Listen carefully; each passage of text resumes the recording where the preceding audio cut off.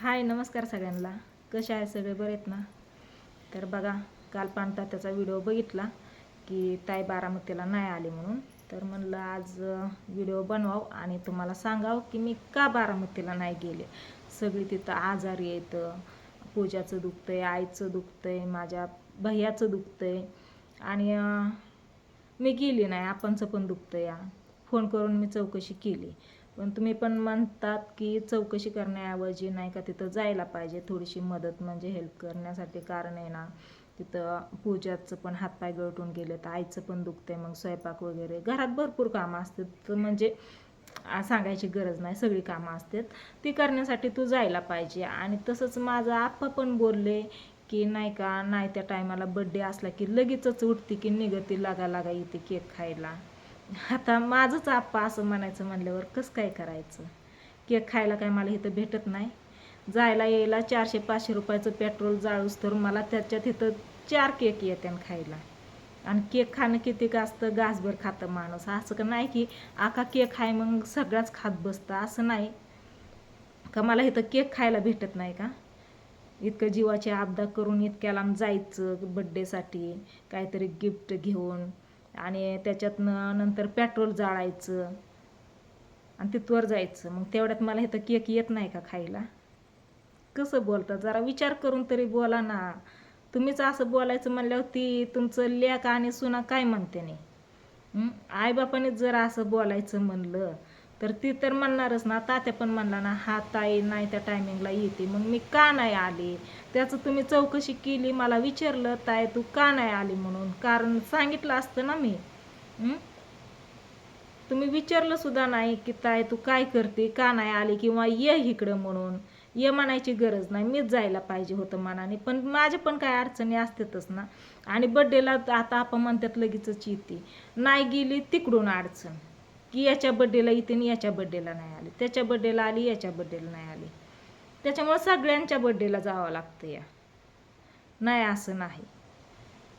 तुम्ही पण सांगा, जर मी कृष्णाच्या बड्डेला गेली, राधिकाच्या नाही गेली, तर तुम्ही पण म्हणणार आहेत आणि ती घरची पण म्हणणार आहेत याच्या बड्डेला पळत आली, याच्या बड्डेला आली नाही. त्याच्यामुळे सगळ्यांच्या बड्डेला वाढदिवसाला जावं लागतं या. काय पण असू द्या, काय विषय असेल त्यावेळेस जावंच लागतं. आणि आता पण मी जाणारच होते बारामतीला, मी जाणार होते. सगळे आजार आहेत ही तसं, पण मला इथं काहीच काम नाही, मी पण निवांतच आहे. असं नाही की मला आता इथं रानातली काम आहेत आणि कारणं सांगायला, तसं काहीच नाही. रानातलं नाही, घरातलं नाही, करायचं खायचं आणि बसायचं, काहीच काम नाही मला बाकीचं. आता ना वारं लय सुटले बघा, पाऊस पाणी आहे, तेवढंच फक्त निवांत बसायचं आहे. रानात कामं नाहीत पावसामुळं, सगळी रानात ओले आहेत, रान पाणी आहे रानातनं. मी काय खाली रानात गेली नाही तुम्हाला पाणी दाखवायला, पण माझ्या भैयाने व्हिडिओ घेतलेला आहे रानातला, कसं नदीवणी तळं साठलेलं आहे ती. पण कुणीच नाही विचारलं ताई तू काय करते, बरी आहे का नाही आली. यार तुमचं दुखतंय तिकडं, पण इकडं माझं काय चाललंय ती तरी चौकशी करायची ना. का तुमचं तुमचंच चाललंय तिकडंच, ह्यांनी असं केलं आणि त्यांनी तसं केलं, आणि त्याच्यात माझं पण घेतलंय ताई नाही आले म्हणून. बड्डेला आल्यावर असं पण नाही की 8-8 दिवस तिथे येऊन राहते मी.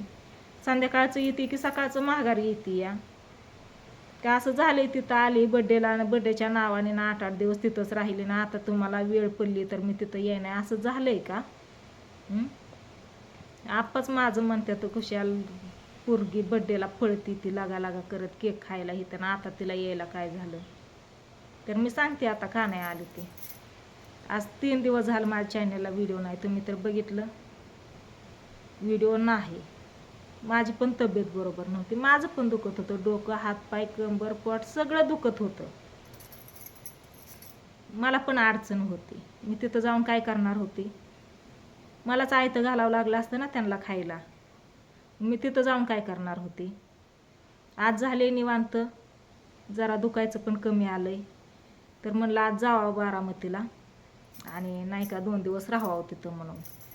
तर बघू आता, दाजी गावात गेले तर दाजी आल्यावरती दाजींना सकाळीच मी बोलले की नाही का आपण जाऊ म्हणलं बारामतीला, सगळीच आजारी येतं, आपलं पोरगं पण आजारी आहे म्हणलं, पूजा पण, आई पण, घरात लहान लेकरं येतं आणि सगळं लागतंय. रोज तरी बाहेरनं हॉटेलातलं कवर खाणार. प्रियंकाच्या मागं पण नाही का लेकरं आहे तर तिलाच उरकत नाही, तिने तरी कवर द्यायचं. जाऊ म्हणलं 2 दिवस राहू तिथं. तर दाजी हा म्हणलेत. मग आता आल्यावरती काय होते काय नाही काय माहिती. तर दाजी आल्यावरती जर हा म्हणले तर नक्कीच सांगते मी तुम्हाला की बारामतीला मी चालले म्हणून. पण मी माझं कारण सांगितलं की मी का नाही आली, मलाच इथं अडचण होती, माझीच इथं खायची पंचायत होती, तर मी तुम्हाला तिथे येऊन काय घालणार खायला. जिथं मीच दाजींना बनवायला लावत होती, गावातनं सासू बनवून देत होती, आणि तुम्ही सहजच म्हणतायत की पोरगी आली नाही, येऊन तरी काय करणार. चौकशी तर चालूच आहे ना, फोन चालूच आहे. पूजाला फोन करते, आईला फोन करते, बरं आहे का विचारते या. हां, आणि भैयाला स्पेशल फोन, आता ती माझं पोरग या, ती तर सांगणारच बरं आहे म्हणून. पण पूजाला विचारलं, पूजा सांगते हाय शंभू पण बरे आहेत म्हणून.